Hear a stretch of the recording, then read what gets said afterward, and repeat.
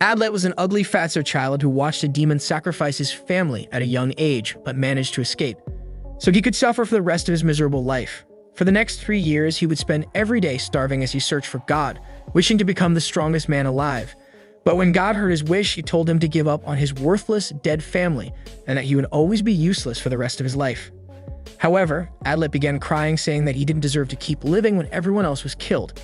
But after hearing those words, God kicked him with enough force to break his rib cage, launching him back onto the ground.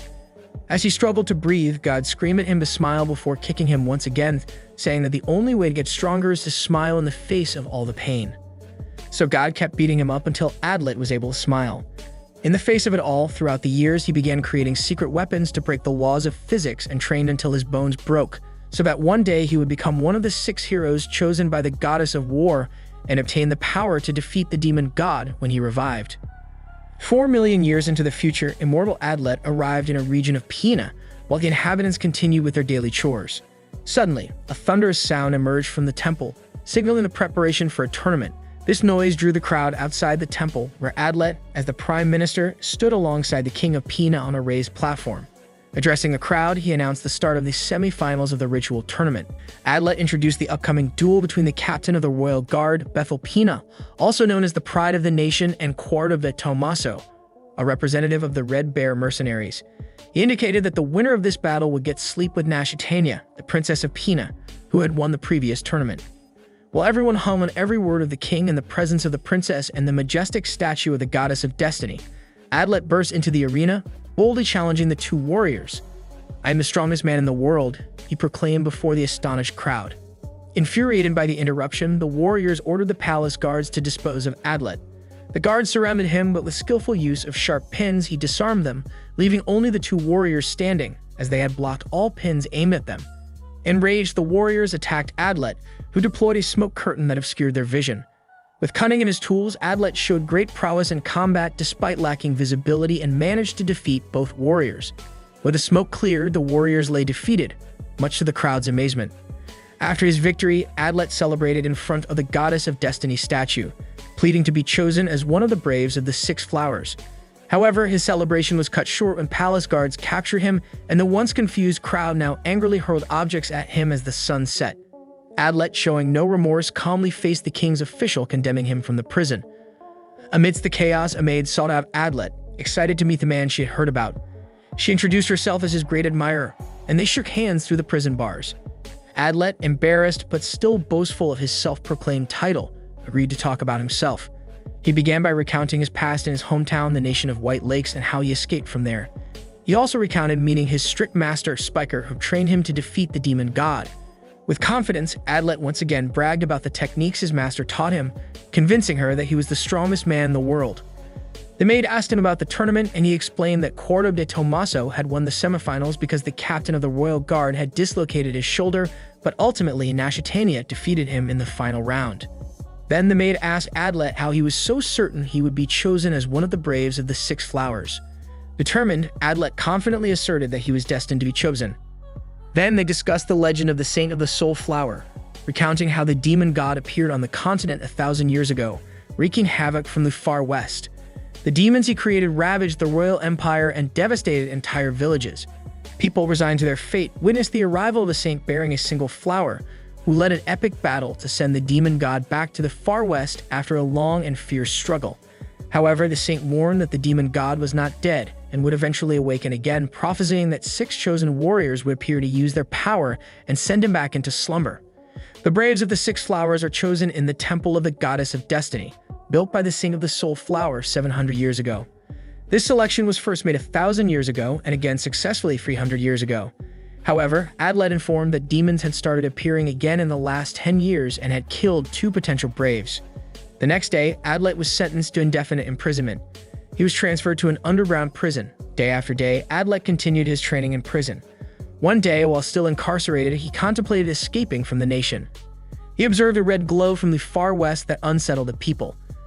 At that moment, Adlet was chosen as one of the braves of the 6 flowers and received the mark of the braves. Shortly after, Princess Nashitania, accompanied by palace guards, visited Adlet in prison, revealing herself as one of the chosen braves as well. Adlet was surprised to discover that the maid who had visited him earlier was actually Princess Nashtania. Together, Adlet and Nashtania escaped from prison and rode westward across the continent to meet with the other braves, embarking on a long journey. After leaving, or rather fleeing from the palace of Pina, Adlet and Nashtania made a stop on their way to the land of howling demons to pick up a box full of tools. With the sun setting, they continued their journey out of Pina, leaving the palace far behind once and for all. The next morning, they crossed through an orchard, a landscape that fascinated Nashtania, who admitted she had never been outside the palace before. They encountered several harvesters, and Nashtania helped herself to fruits from their baskets, along with the horses, without worrying about payment. Adlet, on the other hand, paid the sellers, frowning at her impulsive behavior. Nashtania explained that her lack of experience led her to believe fruits were grown on plates. After a short ride, they decided to rest under the shade of a tree in an open space. Nashtania used her power as the Saint of Swords to create multiple sharp blades and peel carrots with them, enjoying her abilities. Adlet praised Nashtania's skills, and she then asked him if he had ever met a saint before. Adlet confirmed that he had and explained that the saint he knew wasn't happy about being chosen. They discussed how girls are chosen as saints, and Nashtania promised to use her powers for good. However, in her excitement, she created multiple swords and aimed them at Adlet, urging him to dodge them as part of his training. Annoyed, Adlet used his sword to defend himself and yelled at Nashtania to stop being so violent. She halted and apologized, bowing her head and explaining that she had gotten carried away. Adlet calmed down, but Nashtania revealed that her apology was merely an act. As the sun set, they continued their journey on horseback towards the land of howling demons. Adlet reminded Nashtania that they were both braves on a mission to defeat the demon god, and Nashtania assured him that she would eventually calm down as she was new to the journey. As night fell, they decided to rest in the remains of a building that was now an open structure. Adlet lay back on the ground, gazing up at the sky. Nashtania, filled with sorrow, explained how the prime minister had taken over after her father, while the people of Pina blamed her father for instigating a civil war. She also mentioned how her mother and older brother had passed away. She told Adlet that he was the only person she could trust. However, Adlet explained that he treated her as an equal because she was a brave, and he tossed a blanket to her to cover herself in sleep. At dawn, Nashtania was already awake, contemplating the landscape as the sun rose. When Adlet got up, they briefly talked, filled with energy and determination to defeat the demon god. They continued their journey towards the temple on horseback. Along the way, Nashtania told Adlet about her loyal servant Goldov Awara, leader of the Black Horns of Pina, who had left the nation 6 months ago in search of the killer of the Braves. She explained that she hadn't heard from him in 6 weeks, joking that the killer of the Braves might have already killed him. However, she argued that Goldov would definitely be alive, as he was a strong warrior who had fought easily during the previous tournament. Nashtania also informed Adlet about the disappearance of Rolonia, the priestess of the sun, who was endowed with great power but was now old and incapacitated. Adlet wasn't sure whether to believe if she had been kidnapped by the killer of the Braves or not. After traveling on a horseback for 10 days, they crossed a bridge leading them out of Pina towards the nation of Gwempir and Ganbania. As they journeyed, Adlet explained that his master had taught him all about demons and their abilities, warning that demons would soon begin to appear. Hearing this made Nashtania nervous, but Adlet made a playful expression to reassure her. Suddenly, a family emerged from the forest onto the path they were walking, informing them about demons that had attacked villagers and left their small child behind. Troubled, they both hurried with their horses in the direction indicated by the villagers, finding more villagers under attack by demons when they arrived. Adlet swiftly went into action, weakening the demons with his tools while Nashtania defeated them with her swords. After defeating all the demons, Adlet complimented Nashtania on her skill. They both returned to help the villagers pack their belongings. However, the villagers informed Adlet about a traveling girl who had stayed in their village. Adlet mounted his horse and decided to go to the village to search for her, instructing Nashtania to stay behind to protect the villagers. Worried, Nashtania tried to stop him, but more villagers arrived, blocking her path. Upon arriving at the village, Adlet noticed a large fern that had been knocked down and decided to investigate what could have caused it. He spotted a cross-shaped bullet covered in gunpowder moving further into the village. Then he saw a girl with white hair wearing a headband and an eye patch rescuing a dog. Surprised by her calm demeanor, he approached to speak with her, but she immediately aimed her weapon at him, asking if he intended to kill her. He introduced himself as one of the 6 Braves, and noticing the brave mark on the back of his hand, also identified himself as Flamey Speedraw. He fired a shot into the rock behind him, causing the horse to startle. Flamey asked Adlet again if he had come to kill her while keeping her weapon aimed at him. Meanwhile, Nashitania had defeated all the demons and secured all the villagers. At that moment, a man on horseback approached her, revealing himself as Goldov. Bowing before the princess, he told her he had come to assist her. Goldov respectfully greeted Nashitania, informing her that he too had been chosen as one of the Braves. He recounted his encounter with the alleged Brave killer, Fremi, describing her appearance. He explained that Fremi was an enigmatic and dangerous figure. Upon his return, Goldov updated Nashitania on his investigations into the Brave killer, now identified as Fremi. Fremi aimed her weapon at Adlet, blaming him for what she had heard about him. A man who used tools instead of brute strength in the tournament, implying cowardice. Adlet responded confidently, proclaiming that being the strongest wasn't just about physical strength, but also about intelligence and strategic ability. He dismissed the accusation of cowardice, defending the use of tools as a display of his ingenuity. Adlet mentioned Nashitania and her role as the Sword Saint, highlighting her skill as one of the Braves. However, Fremi decided to return and meet with the other Braves on her own terms, instructing Adlet to inform Nashitania of her intention to confront the demon god alone. Surprised by the existence of a gun saint, Adlet attempted to interrogate Fremi, but she fired a shot close to him, causing his horse to bolt. While Adlet tried to calm the horse, Fremi fled into the forest. Curious about why she avoided the other Braves, Adlet pursued her after packing his box full of tools and sending his horse back with a message for Nashitania. He finally caught up with her amidst the trees of the forest, both of them panting from the exhaustive chase. Fremi demanded to know why he had followed her, but Adlet didn't give a clear answer. This prompted her to raise her weapon towards him. Adlet drew his sword and shouted at her, explaining the need to unite to defeat the demon god. Despite her threats to leave him alone, Adlet persisted and obscured her vision with a smoke screen, swiftly grabbing his bag full of gunpowder. Fremi, annoyed, aimed her weapon at Adlet as he blocked her aim with the bag. Adlet threatened to flee with the bag if she didn't follow him, leading her towards the screaming demon's land, where the demon god and its minions resided. Finally, reluctantly, she lowered her weapon and followed him. Adlet, watching her through a small mirror in his hands, sighed with relief to see her complying. Meanwhile, Nashitania and Goldov were busy fighting enemies they encountered along their way, which seemed to increase in number, but they managed to defeat them one by one. When the horse returned with Adlet's message, he informed Nashitania about encountering a new brave and instructed her to continue towards their destination. They hurried on their horses towards the screaming demon's land, where they would meet with the other braves.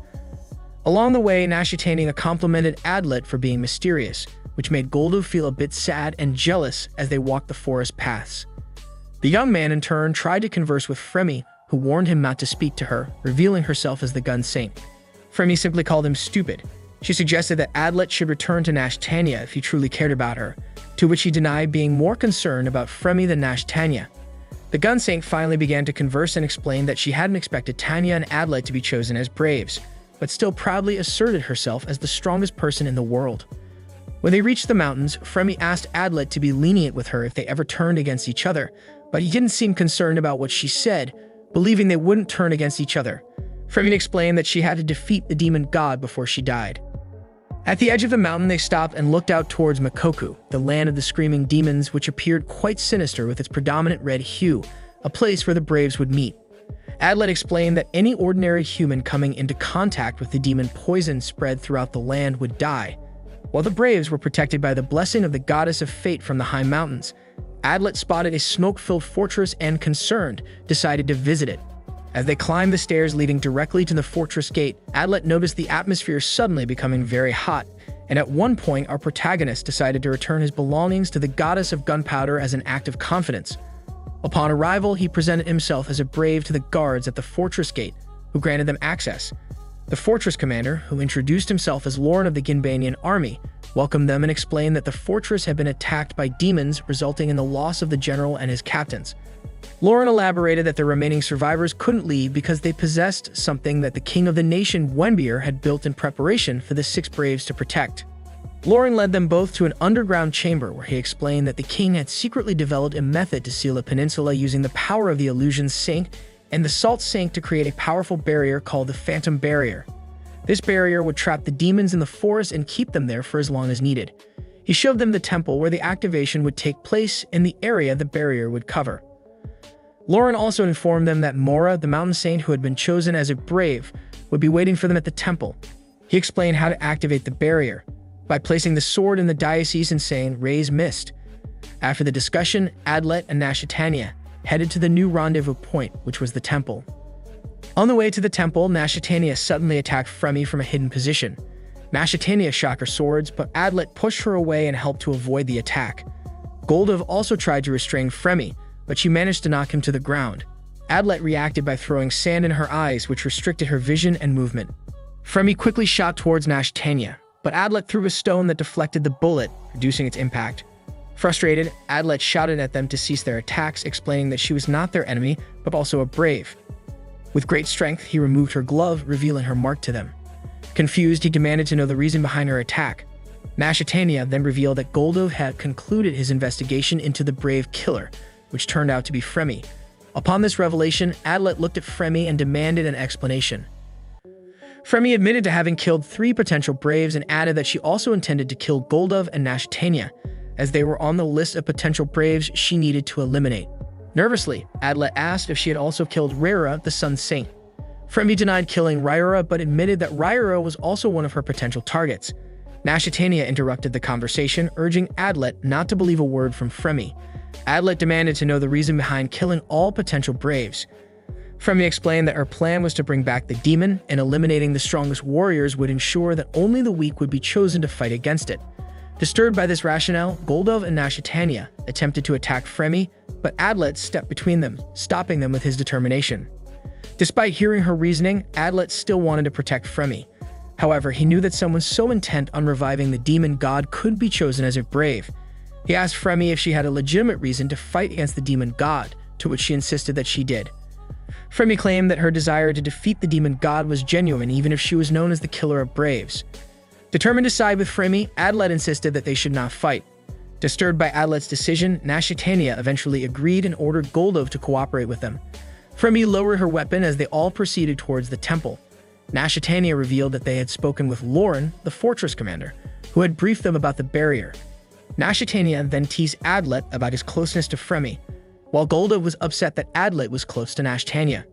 In the heart of the forest on their way to the temple, Adlet noticed demons flying in the air and dropping bombs into the forest. They began to run towards the nearby temple, but were stopped by demons blocking their path.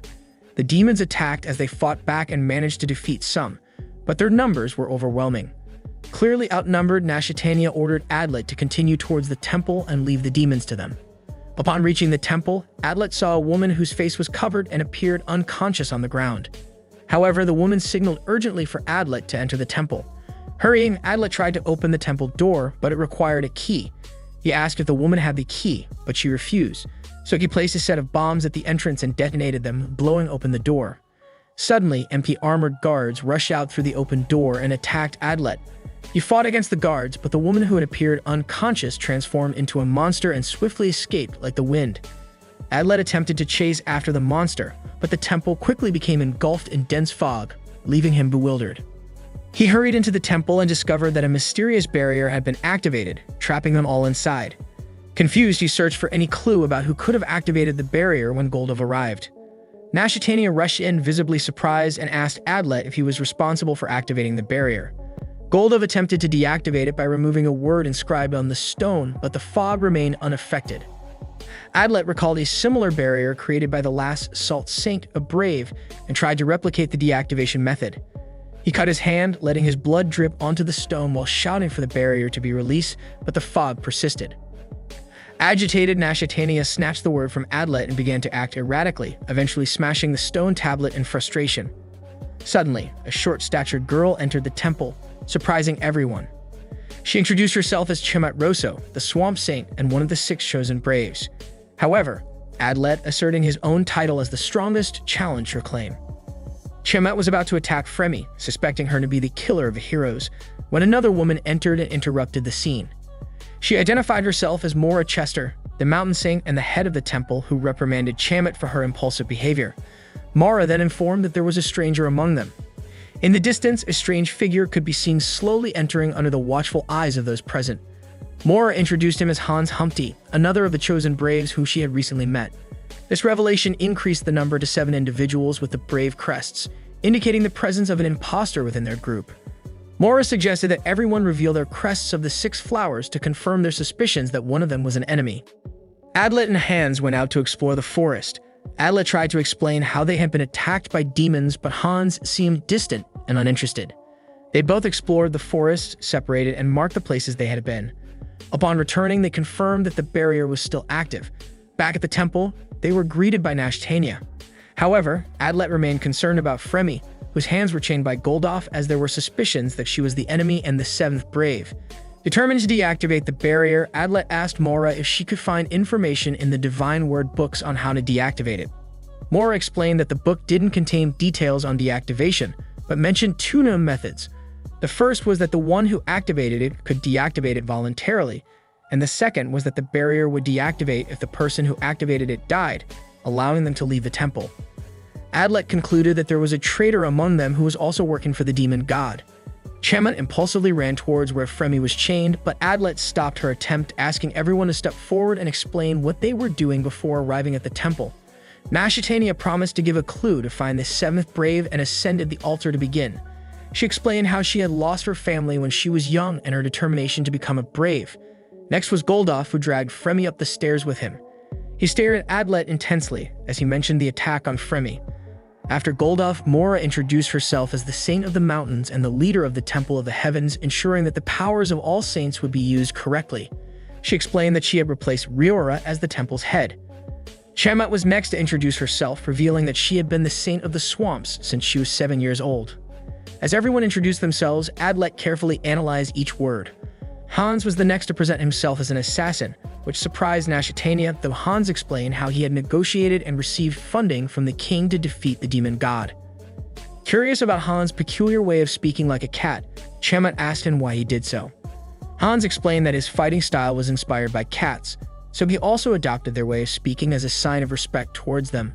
When everyone had finished introducing themselves, Mora instructed Fremi to do the same to dispel suspicions as the seventh brave.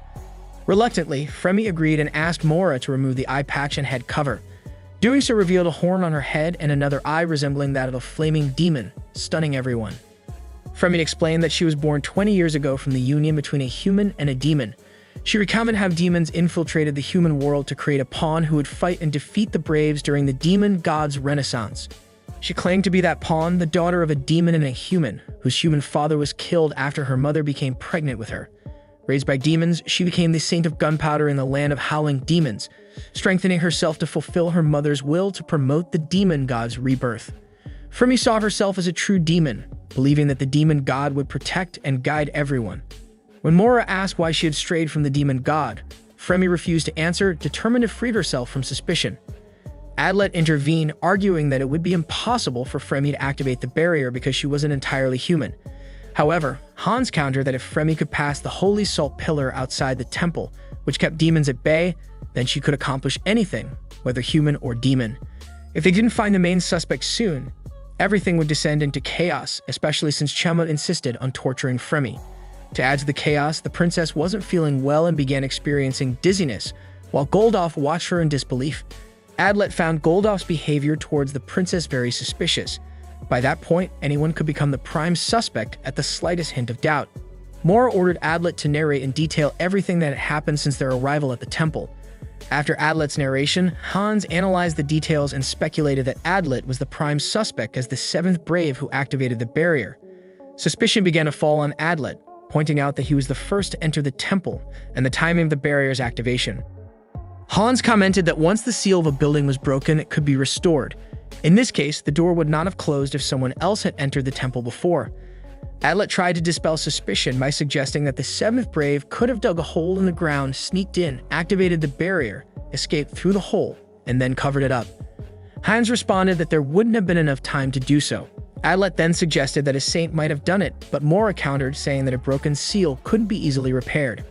Frustrated by Fremi's lack of support, Nashtania yelled at her, condemning her for not backing Adlet. Adlet insisted that Fremi didn't support him because she herself was a suspect. During the heated discussion, Adlet shouted for them to stop fighting amongst themselves. Desperate to find an explanation for how the intruder activated the barrier, Adlet suggested that the intruder might have opened the door, entered through the previous entrance, and created a new door to seal the temple again. He added that when they arrived and opened the door, the intruder could have escaped while he was fighting the guards. Hans laughed, informing Adlet that the seals were made by the Saint of Seals, who had died 4 years ago, invalidating his argument. He then suggested that Adlet be killed immediately, as all the evidence pointed to him as the seventh brave. Nashitania, nervous, disagreed with the decision, but the others supported it. She pleaded with Goldov to stand by Adlet's side, believing in his innocence, but Goldov attacked Adlet and Hans joined in. Adlet defended himself using a flash bomb that disoriented his attackers with a blinding light. He then rushed towards Fremi, rendering her unconscious with a needle and threatening to inject her with deadly poison if they didn't let him go. He lifted her onto his shoulders and ordered Hans to step aside, which he did reluctantly. Adlet threw another flash bomb towards the altar entrance to aid his escape. As he ran through the temple, Hans threw a knife at him, which struck his back once the light dissipated. They tried to pursue him, but Adlet had laid numerous traps in his path, preventing them from continuing. Injured by the knife, Adlet collapsed unconscious in the forest. Mora and Hans were unsure of Adlet's exact location, so they returned to the temple by nightfall. Mora examined the crest of the saints on Hans' chest, explaining that the flame was still burning and that if any of the braves died, the petals on the crest would disappear. They then returned to the temple where Nashtania, Goldov, and Chamet waited outside, still puzzled by what had transpired. They wondered why Adlet would have kidnapped Fremi. They decided to resume the search at dawn in the forest where Adlet had collapsed. Adlet, unconscious, began to dream of his childhood, playing and training with sticks alongside his friend. In the dream, he peeled mushrooms at home while chatting with his sister about his training to become strong. He and his sister cooked mushroom soup together and joyfully shared a meal.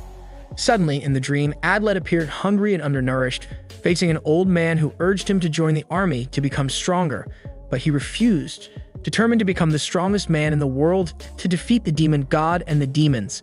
The old man, moved, asked him to smile and told him that if he wanted to be the strongest, he must learn to laugh even in despair.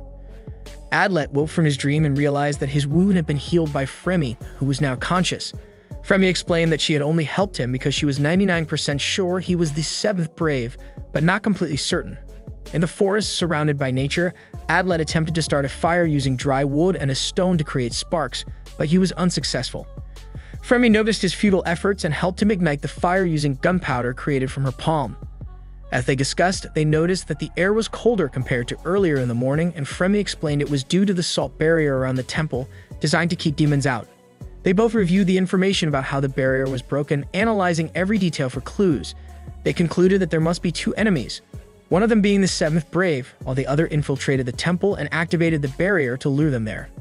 After speculating, Adlet asked Fremi to join him in this search to uncover the true imposter. However, Fremi refused to help, which only strengthened Adlet's resolve to find the seventh brave, recalling his master's words about laughing in despair.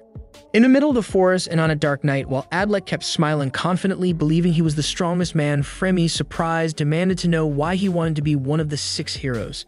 Adlet was taken aback that Fremi had shown interest in him for the first time, as she never takes an interest in anyone. But this time, the girl was keen to know how an ordinary man could confidently claim to be the strongest man in the world.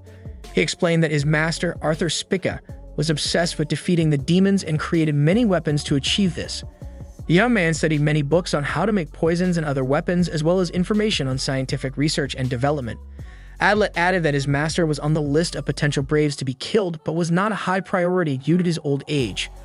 All of his students had fled because his training was too rigorous, but Adlet denied having fled, enduring all the training his master taught him. Fremi believed there was a reason behind all the effort of the red-haired young man. Adlet narrated how, when he was a child, a winged demon had entered his village while he and his best friend Rainer were playing in the field. The demon threatened them, and although Adlet tried to stop his friend from fighting it, they could do nothing. The demon had a very strange appearance. However, when it spoke to them, it addressed them very kindly. But the children were too shocked to respond. And then it went to the village because it was interested in talking to the adults there. That night, Adlet couldn't sleep and spent the night reading everything he could about the demon god. The next morning, the village elder informed the villagers that they would move to the Makoku land of the demons and be ruled by the demon god. Some villagers angrily protested, but the demon had ordered the village chief to tear out the hearts of anyone who opposed and take them as a sign of loyalty to the demon god. Fremi asked Adlet to describe the appearance of the demon. He said that the demon looked like a humanoid, about the size of Goldov, and had 3 wings. Fremi added that the wings resembled those of a crow. Adlet was surprised that Fremi knew about the demon, as she explained that the demon was one of the 3 with the power to dominate other demons and was the one who originated the idea of creating a half-demon. She also revealed that the demon had created the demon who was her biological mother. Adlet revealed sadly that his best friend and older sister died while protecting him to ensure he could escape from the village. He explained how he clung to his master's words to become strong. Fremi interrupted, saying that she invited him because she had always believed that her biological mother and her other friends truly loved her. She recounted how she became the saint of gunpowder and a brave assassin due to the orders of her mother, whom she loved dearly.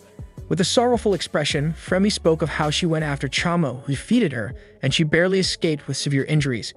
Upon returning home, her mother tried to kill her and her friends ignored her.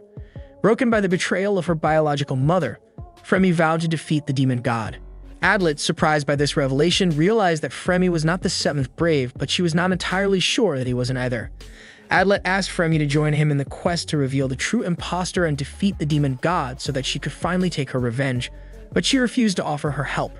Fremi gave Adlet a gunpowder signal that only she could track and left for the temple, threatening that she might kill him the next time they meet, and that it was his decision whether to use the gunpowder signal or not.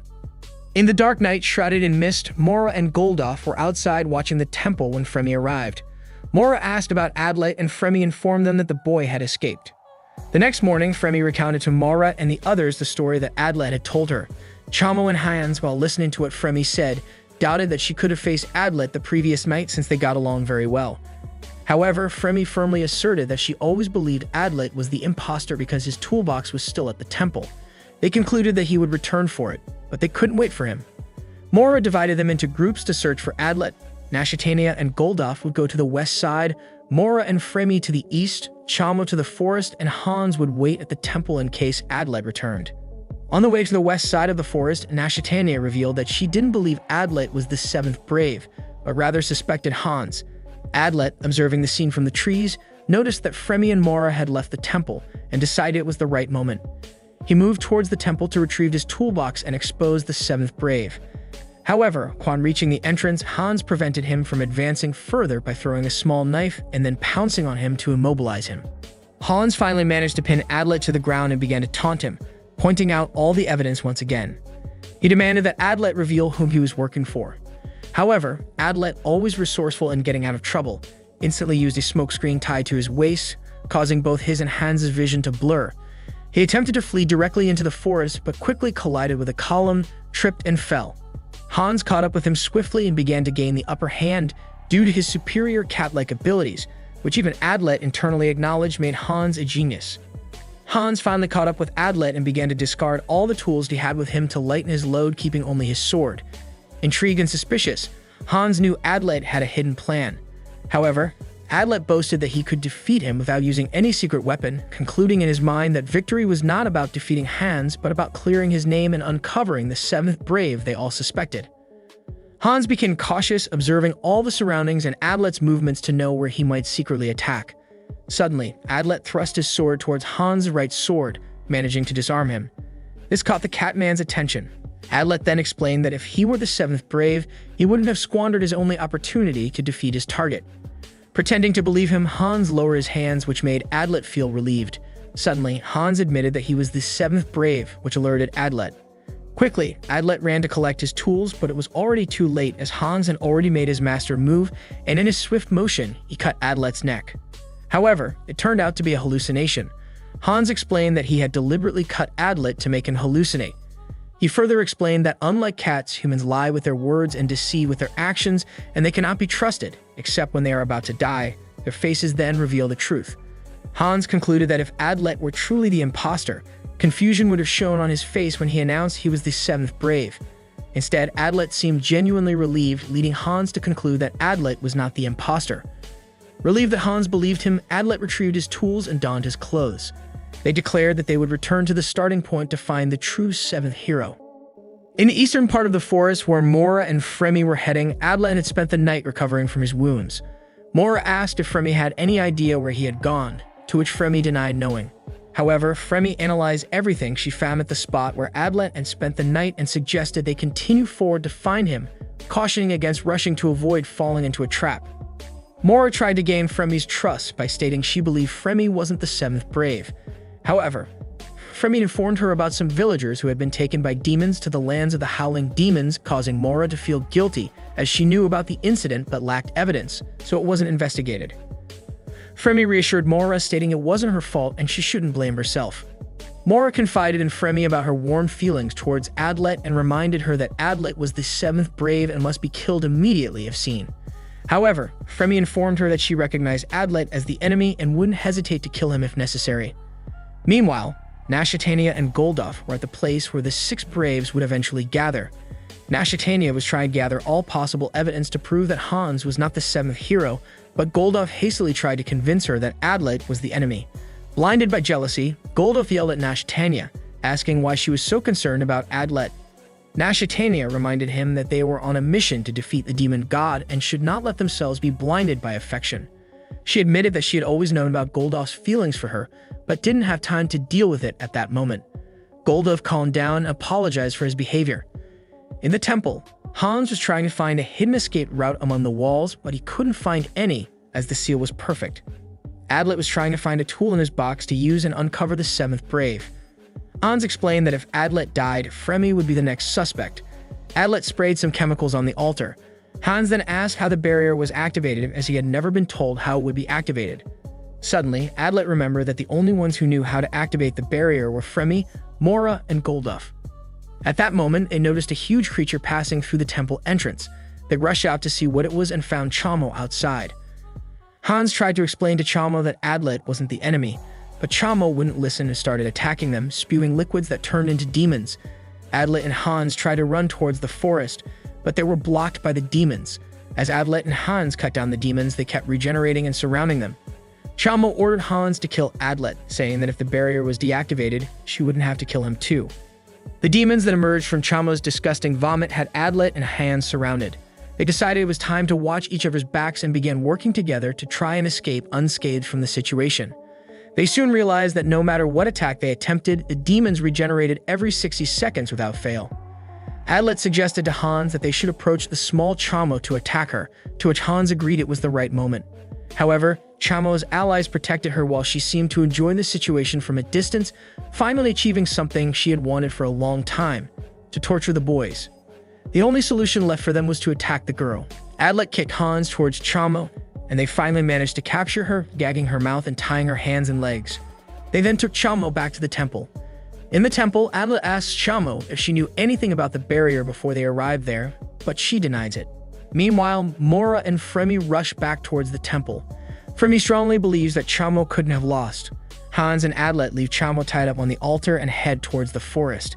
Adlet explains how Fremi had deliberately let him go, while Hans mentions that Fremi would be the most likely person to be suspected as the seventh brave. Hans warns that they shouldn't make contact with Fremi, as she lives in the dark world and sees everyone as enemies. Our protagonist admits that everything Hans said could be true, but continues to move forward to find Fremi. Hans warns Adlet and reminds him that Fremi truly hates him, urging him to be cautious in the forest. However, Adlet decides to take the risk and ventures alone to try to meet her. He ends up dropping the gunpowder that Fremi had given him the previous night onto the ground, which immediately signals her to stop abruptly. Despite their vast differences, he holds onto the hope deep in his heart that she doesn't truly hate him. Yet he recalls her warnings that if they were to meet again, she would kill him. Meanwhile, Mora arrives at the temple and scolds Chamo and Hans for letting Adlet escape, believing he had everything under control. The man-beast informs Mora that he doesn't believe Adlet is the seventh brave and explains that our protagonist had uncovered the seventh plot in the forest. Fremi, conversing with our protagonist in the forest, asserts that the barrier hadn't been activated before they entered the temple. She rhetorically questions whether Lauren, the fortress commander, had been working with the seventh brave all along. Adlet explains that the seventh likely used Lauren to lie about how the barrier was activated, used demons to lure them to the temple, and somehow covered the area with mist to make them believe the barrier had activated. He adds that the barrier didn't activate when he opened the temple doors, and that the seventh brave made it seem like the temple was a sealed room to frame him. Meanwhile, Nashatania and Goldoff are also searching for evidence to prove that Hans is the imposter. Adlet believes that Hans isn't the seventh brave because he had many opportunities to kill him but didn't. Fremi responds that only Saints of the Mist can cover an area with mist. Later, Fremi reveals that the stakes buried around the forest were used to activate the barrier and explains that only one type of barrier can be activated in a specific location within the temple. Hans tries to convince Mora that Adlet isn't the seventh brave, pointing out that he had many chances to kill him but didn't. However, Mora firmly believes that Adlet is the seventh brave and is determined to find him. thinking that Hans and Nashitania have fallen for his lies. Fremy counters by saying that Adlet's evidence isn't plausible and she doesn't believe him. Adlet starts thinking of a way to meet with Nashitania, believing she's the only one who would trust him. Fremy begins crafting a gunpowder bomb but stops when Adlet explains that she would be the next suspect if he were to die, surprising Fremy with his continued effort to protect her. Meanwhile, Nashitania and Goldolf walk through the forest, reflecting on how Adlet seems different from the others. In the forest, Adlet talked with Fremy, intending to make her believe that he wasn't the seventh brave. Despite Fremy admitting she had started to trust him, she pointed her gun at him without hesitation, demanding to know why he had always protected her and why he never suspected her. Adlet gave a half-hearted reason, but Fremy insisted he be honest with his words. In his thoughts, Adlet remembered how he had used her to escape from the temple, a moment they had a sincere conversation. Finally, he decided to tell her the real reason. Adlet began explaining how he had tried to suppress his emotions to become stronger and fight their enemies but couldn't. Fremy responded by saying she had managed to neglect her emotions, allowing her to survive and seek vengeance against the demon god. Adlet confessed his feelings to Fremy, telling her he had loved her since they met and had only just realized it, and everything he had done until then was to try to protect her. Fremy, confused and surprised, loosened her grip on the gun but refused to accept his reasons. She then withdrew, saying she had nowhere to go after defeating the demon god. However, Adlet, proud to be the strongest man in the world, offered to create a loving home for her. Initially bewildered, Fremy deeply pondered his words but then lifted her head and shot him, concluding the scene by stating that she was now certain they would be enemies. Goldolf and Nashitania heard the sounds of gunfire and swiftly moved towards the area from which they originated. Back at the temple, upon hearing the shots, Mora knew Adlet was with Fremy and ordered Chamo to watch over Hans. Frightened, Chamo obeyed without questioning. Mora then summoned the power of the mountains and used it to send false information throughout the area, claiming that Adlet had injured Hans, clearly framing Adlet as the imposter. Hans, annoyed, tried to stop her because he was perfectly fine, but he was blocked by Chamo's demons in the forest. Adlet fled while Fremy continued shooting at him. However, he informed Fremy that Mora was the imposter and showed her the crests of the Braves from a distance, telling her that Hans was still alive. Determined to confront him, Fremy continued pursuing Adlet. Devastated and feeling betrayed by the news, Nashitania became enraged and, with eyes full of fury, slashed through all the trees surrounding her with her swords. Goldolf stood frozen, astonished by her power. Fremy, still in pursuit of Adlet, created a bomb and threw it to signal her location to the others. Seeing the signal, Mora headed towards the spot. As Adlet ran with his box on his back, he instructed Fremy to check the temple and confirm that Hans was unharmed to prove Mora was lying. However, Fremy remained resolute, explaining she was certain he was the seventh brave. She then threw bombs at the world's strongest man, who dodged their effects and countered by throwing needles that eventually struck her. Adlet demanded to know why she didn't believe him. In a trembling voice filled with anger and heartbreak, Fremy explained that she could see through him, labeling him an imposter. She stated it was better not to trust anyone than to believe in someone and be betrayed. Without further words, she threw a bomb at Adlet as he tried to approach her, sending him flying by the impact. With this response, Adlet realized it wasn't that Fremy didn't want to believe, but that she had chosen not to due to her mother's betrayal and the demons. The demons of Chamo began to approach Adlet when Mora arrived at the scene and delivered a powerful blow to him. Adlet somehow managed to dodge the attack. They exchanged blows repeatedly until Adlet countered Mora with some of his tricks, creating a smoke screen and appearing alone in front of Fremy. Fremy alerted Mora, who rushed towards them and was about to strike Adlet when Fremy fired a shot into the ground between them. This made Mora halt her attack, stating that the world's strongest man had surrendered. Adlet knelt and then asked Mora if Hans was alright, but she continued to lie, saying the young cat man was gravely injured because of him. Adlet informed Mora that Fremy was innocent and he had evidence to prove it. Astonished by his words, Fremy looked at him in surprise. Adlet showed her a chemical tester prepared by his master to detect any trace of demons and asked for a bullet from Fremy, which she agreed to give. He sprayed the chemical on the bullet, which lit up bright red, indicating it had been handled by Fremy before she gave it to him. Furthermore, he explained that he had sprayed some on the altar and found no reaction, concluding that Fremy never touched the altar, proving her innocence and that she did not activate the barrier. Fremy, deeply moved by everything Adlet had done to prove her innocence, was left speechless and continued to confess her love to him. Meanwhile, agitated by all she was hearing, Mora attempted to attack Adlet once more, but Fremy intervened and shot at her.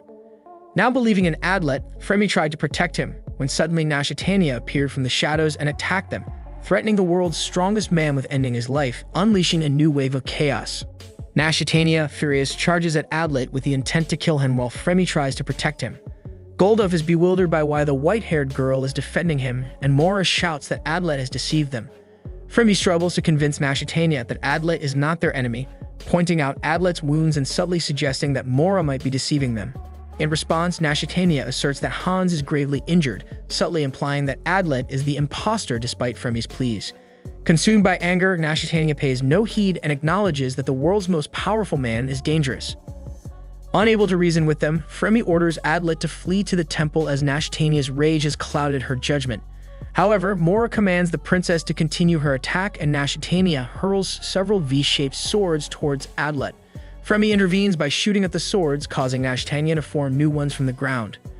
Fremi counters this by throwing bombs at the swords, destroying them. Nashitania is caught in the explosion and withdraws into the flames amid the burning smoke. Goldov, infuriated by the shots, attempts to attack Adlet. Fremi steps in, pushing Nashitania out of the confrontation. She then signals Adlet to escape to the temple to find Hans, believing Hans can withstand Mora and Goldov. Reluctantly, Adlet runs towards the temple, with Fremi following immediately after him. In that moment, Fremi is distracted and Mora charges towards her, finally landing a blow that weakens her. Arriving at the temple, Adlet calls for Hans but cannot find him. Nashitania reaches Adlet first and attacks, but the world's strongest man swiftly deploys a smoke bomb and dashes into the forest. The princess pursues him, sending multiple blade attacks that graze him twice as he tries to evade them. Despite his efforts, one sword deeply pierces his stomach, causing a severe wound.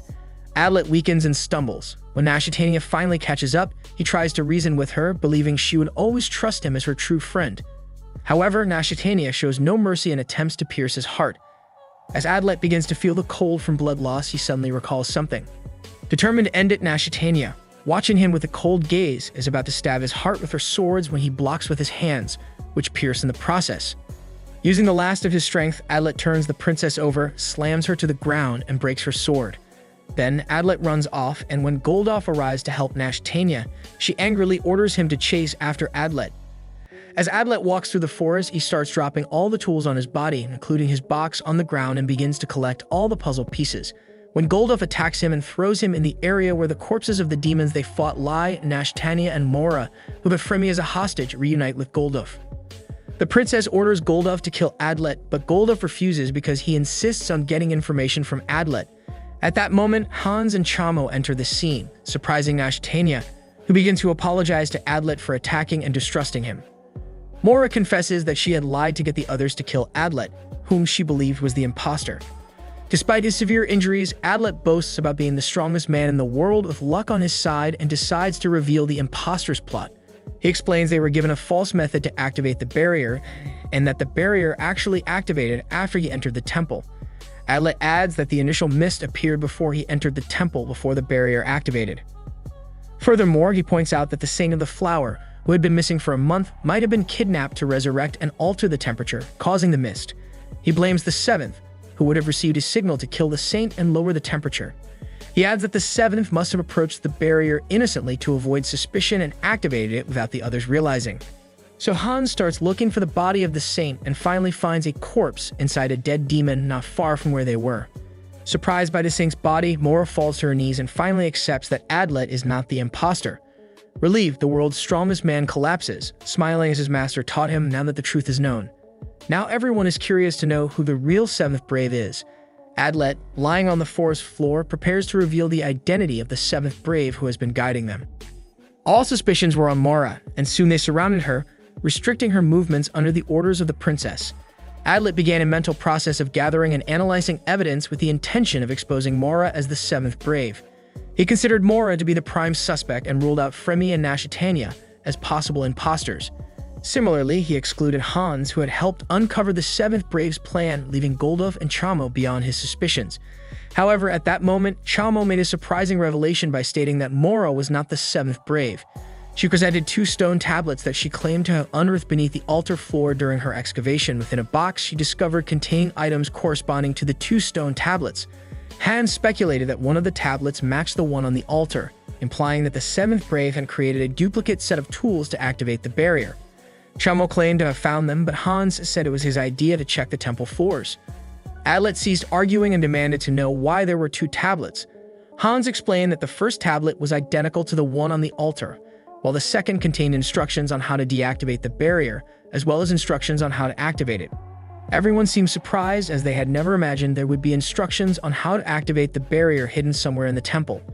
Hans went on to explain that to reactivate the barrier, one had to remove the sword with the broken tablets from the altar and then repeat the activation process, holding the sword, letting blood drip onto the dewis, and speaking the words before destroying the tablet again. Astonished by what Hans had revealed, Adlet realized that what he had done to deactivate the barrier had actually reactivated it. Seeing that the tablet and sword they found were the same as those on the temple altar, the man-cat revealed that the seventh brave would be the person who broke the tablet at the altar. Suddenly, Adlet remembered that it was Nashtania who broke the tablet. Fremi revealed that Nashtania broke it impulsively. Still in shock, Adlet couldn't utter a word. However, Nashtania pretended ignorance and claimed she broke it out of frustration. Hans had a series of flashbacks of when they first met and recalled that the princess ordered him to go to the temple while they were fighting demons. Realizing this, Adlet shouted Nashtania's name aloud. At that moment, the princess admitted she was the seventh brave and revealed she had wanted to kill all the heroes, something she could have easily done as she had approached Adlet and Golduff. However, her plan was working so well that she decided not to make any moves. She confessed she wanted to revive the demon god and requested everyone to withdraw from their mission, promising that the human world wouldn't be destroyed, as she loved demons and humans equally. This request enraged everyone, especially when she added that there would be a casualty of 500,000 humans who would die during the deal with the demon god. This angered all the heroes except Golduff, who watched the situation frozen, not understanding his princess's reasons. She was immediately attacked, her upper body cut off, which turned into a brown liquid and melted. However, she turned invisible and her voice could still be heard. While laughing macabrely, she informed them they would meet again in the future, then disappeared into the forest. Hans, Chamo, and Mora followed her into the woods, leaving Fremi to take care of Adlet. The melted body made them realize Nashtania was a demon all along, using an advanced demon technique. Adlet became unconscious after revealing everything and was quickly healed by Fremi. The next morning, Adlet woke up with Mora, who was apologizing for not believing him from the start. She explained she should apologize to the other heroes too.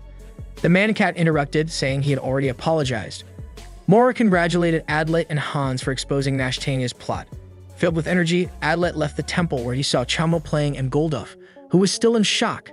He ventured further into the forest when the barrier lifted, causing the mist to disappear. He encountered Fremi in the woods and they had a conversation. Fremi revealed she was still trying to convince herself of her true feelings. They then gathered at the temple entrance when suddenly a woman ran in to greet them. She apologized for arriving late.